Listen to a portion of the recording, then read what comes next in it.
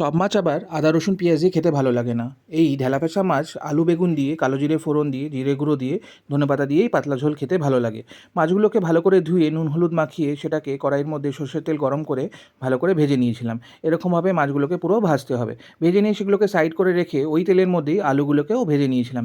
আলু ভাজা হয়ে যাওয়ার পরে ওই তেলে কালো জিরে একটু ভেজে নিয়েছিলাম। কালো জিরেটা ভাজা ভাজা হয়ে যাওয়ার পরে তার মধ্যে একটু টমেটো কুচি আর কাঁচা লঙ্কা দিয়ে দিয়েছিলাম।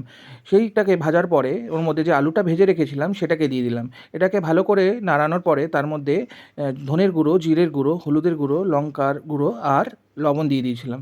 দেওয়ার পরে ভালো করে এটাকে নাড়াতে হবে। ভালো করে কষানোর পরে যে বেগুনটা কেটে রেখেছিলাম সেই বেগুনটাও দিয়ে দিয়েছিলাম। বেগুনটা আলাদা করে ভাজার কোনো দরকার নেই, এখানেই ভাজলে হয়ে যাবে। তারপরে বেগুনটা ভাজার পরে কড়াইয়ের মধ্যে জল দিয়ে দিয়েছিলাম। যতটা ঝোল আপনারা খাবেন ততটাই জল দেবেন। জল দেওয়ার পরে কড়াইটা ঢেকে দিয়েছিলাম। ঢেকে গ্যাসের সিমটাকে কমিয়ে দিয়েছিলাম। যখন ঝোল ফুটে উঠবে এরকমভাবে চেক করে নিতে হবে যে বেগুনটা সিদ্ধ হয়েছে কিনা। সিদ্ধ হওয়ার পরে মাছগুলোকে ঢেলে দিতে হবে। মাছগুলো ঢেলে দেওয়ার পরে তার উপর দিয়ে ধনেপাতা এরকমভাবে ছড়িয়ে দিতে হবে। ছড়িয়ে দেওয়ার পরে আমাদের মাছের ঝোল রেডি। এটা খেতে যা অপূর্ব লাগে, এই দিয়ে পুরোটা ভাত খাওয়া যায়।